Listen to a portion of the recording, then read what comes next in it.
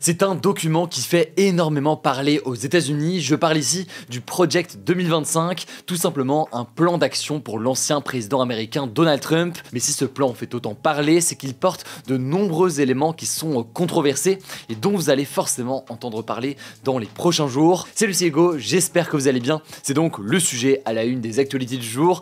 Et au passage, je vous l'annonce, alors vous l'avez peut-être remarqué, ces derniers mois ont été quand même très chargés. Du coup, de mon côté, je vais prendre quelques jours de repos, quelques jours de vacances. Alors je vous laisse, pas d'inquiétude, entre de très bonnes mains puisque toute l'équipe va prendre le relais sur ce format qui ne s'arrête pas pendant l'été. On va le continuer donc tout le mois d'août. Et de mon côté donc, après ces actus du jour, je serai de retour fin août. Alors le Project 2025 ou projet de transition présidentielle, c'est un document d'environ 900 pages, un programme politique qui a été élaboré par le think tank ultra conservateur et très influent l'Heritage Foundation. Un think tank au passage, c'est donc un groupe de réflexion qui mène des recherches et qui va proposer des idées et des politiques publiques sur tout un tas de sujets. Et donc avec ce document, l'Heritage Foundation souhaite proposer un programme exhaustif pour une future administration et un futur gouvernement autour de Donald Trump, dans le cas donc où il deviendrait président des États-Unis le 5 novembre prochain. Et on revient sur ce point juste après parce que c'est un point important, mais de nombreux participants de ce programme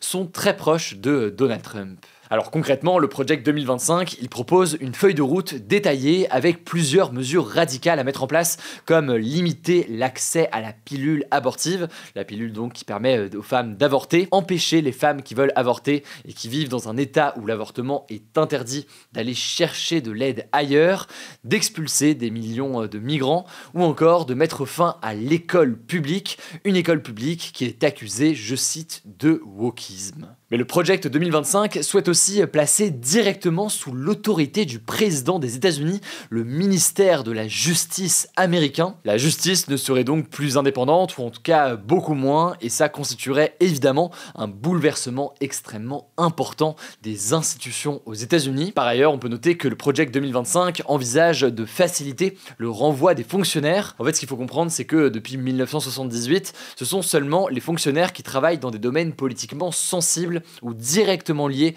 aux ordres du président qui peuvent être renvoyés donc par l'administration et par la Maison Blanche. Mais pour la faire courte, la Heritage Foundation souhaite étendre cette possibilité à tous les fonctionnaires. Il faut savoir que traditionnellement, lorsqu'un nouveau parti arrive au pouvoir, en général donc le parti républicain, le camp de Donald Trump, ou alors le parti démocrate, le camp de Joe Biden, en moyenne c'est bien plusieurs milliers de fonctionnaires qui sont remplacés au sein de la nouvelle administration par du personnel qui est de la même sensibilité politique que le président ou la présidente qui est élu. Sauf que, d'après Romuald Sciorra, qui est directeur de l'Observatoire politique et géostratégique des États-Unis et de l'IRIS, Donald Trump envisage, je cite, très sérieusement de se séparer de 50 000 fonctionnaires. Et d'ailleurs, la fondation, la Heritage Foundation, aurait déjà constitué un fichier d'environ 20 000 noms de personnes qui seraient qualifiées et loyales et qui pourraient donc être embauchées pour remplacer ces fonctionnaires qui seraient renvoyés. Résultat, pour Romuald Sciorra, qui est interrogé par RFI, si Donald Trump est réélu et s'il applique en l'occurrence tout ce qui est proposé par cette fondation, les États-Unis se dirigeraient vers une forme de régime semi-autoritaire, autrement dit un système de gouvernement qui combinerait certains éléments de la démocratie, par exemple le fait qu'il y a des élections, avec des pratiques davantage autoritaires, par exemple des restrictions sur les libertés civiles, ou alors une forme de concentration du pouvoir, on l'a vu à l'instant avec la question donc du pouvoir judiciaire. Mais alors, quelles sont les réactions face à ce document qui fait polémique ? Évidemment, il y a d'abord des réactions politiques qui viennent de l'opposition et du parti démocrate. Par exemple, le 9 juillet dernier, on peut noter que Joe Biden, qui était encore candidat à ce moment-là, avait tweeté, je cite, « Cherchez Project 2025 sur Google ». L'objectif donc, alerter sur l'existence de cette feuille de route, une feuille de route qu'il considère comme étant donc extrémiste et liberticide. Alors justement, quand dit le principal intéressé Donald Trump, début juillet, il a affirmé sur son propre réseau social appelé Truth Social, parce que oui, pour ceux qui n'ont pas suivi ce format des actus du jour ces dernières années, Donald Trump dispose aujourd'hui de son propre réseau social après avoir été banni pendant plusieurs années des autres réseaux. Il a déclaré, je cite, « Je ne sais rien au sujet de Project 2025, je n'ai aucune idée de qui se trouve derrière ». Il a également expliqué ne pas être d'accord avec certaines des idées proposées, certaines étant même, je cite, « ridicules et épouvantables ». épouvantable. Alors si Donald Trump affirme effectivement aujourd'hui publiquement ne rien avoir avec eux, on peut pourtant noter que en avril 2022, donc il y a environ 2 ans, il avait prononcé un discours justement lors de la conférence annuelle de la Heritage Foundation, un discours dans lequel il rendait hommage au travail incroyable, je cite, de la fondation. Par ailleurs, il faut noter que des dizaines de conseillers et de hauts responsables ayant travaillé pour l'administration de Donald Trump ont été impliqués de près ou de loin dans le projet. Là-dessus, si jamais vous voulez plus d'informations sur le lien entre l'équipe de Donald Trump et cette fondation, je vous mets des liens en description, mais parmi eux, on retrouve notamment Ben Carson, qui est l'ex-secrétaire au logement sous Donald Trump, ou encore Peter Navarro, qui a été un conseiller économique, lui aussi sous l'administration de Donald Trump. En fait, d'après plusieurs observateurs, Donald Trump prendrait aujourd'hui ses distances avec l'Heritage Foundation, soit parce que effectivement potentiellement il a des désaccords avec certaines mesures,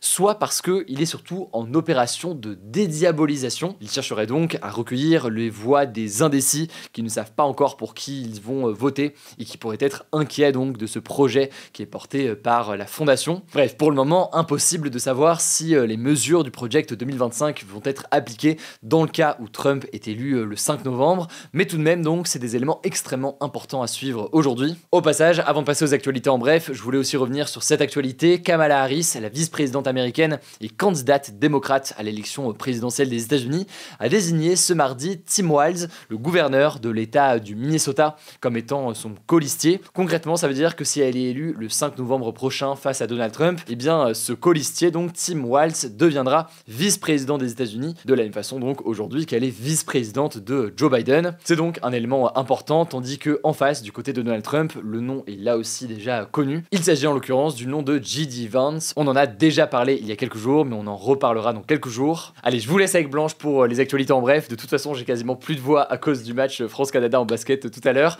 et je reviens juste après. Merci Hugo et salut tout le monde. On commence avec cette actu. Le Hamas a choisi son nouveau chef après la mort d'Ismaël Haniyeh en Iran la semaine dernière. Il s'agit de Yahya Sinwar, 61 ans, considéré comme l'architecte des attaques du 7 octobre en Israël. Yahya Sinwar, c'était le chef du bureau politique du Hamas à Gaza et il a été l'un des membres fondateurs de l'aile militaire du Hamas, les brigades Izz al-Din al-Qassam, au milieu des années 1980. Résultat, ces dernières années, il a renforcé l'influence de l'aile militaire du Hamas sur l'aile politique. D'ailleurs, il a été emprisonné par Israël 23 ans pour son rôle dans les activités terroristes du Hamas. Michael Kobi, un ancien des services secrets israéliens interrogé par France Info, décrit Yahya Sinwar comme quelqu'un de très cruel, surnommé d'ailleurs le boucher de Khan Younes, car il utilisait un couteau de boucher pour décapiter ses victimes. Plus récemment, on en a parlé en mai, le procureur général de la Cour pénale internationale a demandé l'émission d'un mandat d'arrêt contre lui, mais aussi contre d'autres dirigeants du Hamas et le premier ministre israélien Benjamin Netanyahou. Alors Israël a réagi à cette nomination par la voix de son ministre des Affaires étrangères, Israël Katz, qui a estimé que c'était, je cite, une raison supplémentaire de l'éliminer rapidement et de rayer de la carte cette ignoble organisation. À noter que quelques minutes à peine après l'annonce de sa nomination, des roquettes ont été tirées depuis la bande de Gaza vers Israël, une salve revendiquée par la branche armée du Hamas. Deuxième actu, le prix Nobel de la paix et économiste Muhammad Yunus a été nommé à la tête d'un gouvernement intérimaire au Bangladesh. On en a déjà parlé, ce pays d'Asie du Sud traverse actuellement une grave crise liée aux embauches dans les emplois de la fonction publique, favorisés pour les personnes proches du pouvoir. Ce lundi, la première ministre au pouvoir depuis 15 ans, Sheikh Hasina, a démissionné et a quitté le pays. Alors cette décision de nommer Muhammad Yunus a été prise après une longue rencontre ce mardi entre le président de la République, Mohammad Shahabuddin, qui a un rôle plutôt protocolaire. Il y avait aussi de hauts dignitaires de l'armée et les leaders étudiants de la coalition des étudiants contre la discrimination. Muhammad Yunus, qui a 84 ans, est très apprécié des étudiants contestataires. Il est connu pour avoir théorisé le concept de microcrédit, ce qui lui a valu le surnom de banquier des pauvres. En tout cas, le président a également annoncé avoir dissous le Parlement, ce que réclamaient les contestataires. Je vous mets des liens en description si vous voulez creuser. Troisième actu en France, la récolte de blé tendre, la céréale la plus produite en France, pourrait être la pire de ces 40 dernières années, selon des estimations du cabinet Argus Media publiées ce mardi. Ça représenterait une baisse de 27% par rapport à la moyenne des 5 dernières années. Mais alors, comment expliquer cette baisse des récoltes ? Eh bien, c'est dû aux conditions météorologiques défavorables, notamment des fortes pluies depuis l'automne qui ont réduit les surfaces cultivées de 10,5% et fait chuter les rendements à 5,93 tonnes par hectare, soit une baisse de 18,7% par rapport à la moyenne des 5 dernières années. De son côté, le président de la FNSEA, le principal syndicat agricole, a estimé sur France Info ce mercredi que la moisson de blé était catastrophique catastrophique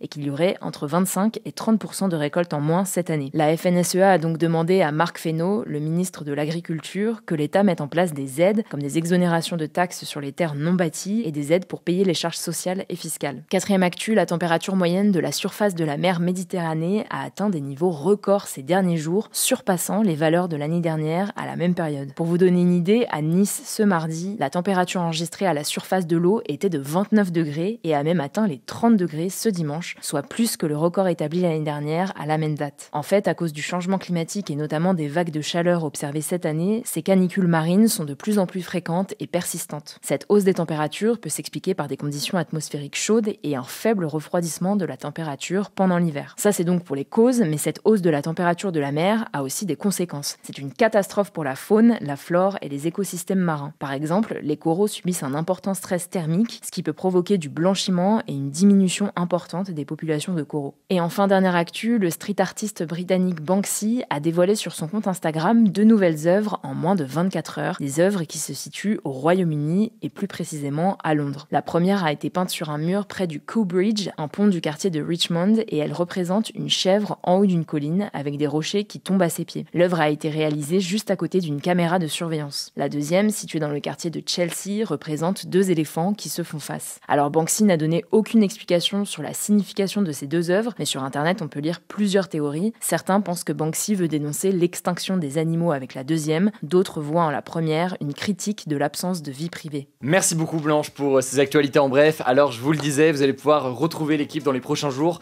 Je reviens de mon côté fin août pour ces actus du jour, mais le format donc va se poursuivre avec toute l'équipe qui va participer. Je tiens à vous remercier au passage pour votre confiance et pour votre soutien ces derniers jours. Vous êtes de plus en plus nombreux à suivre ce format, à suivre aussi tous les autres formats.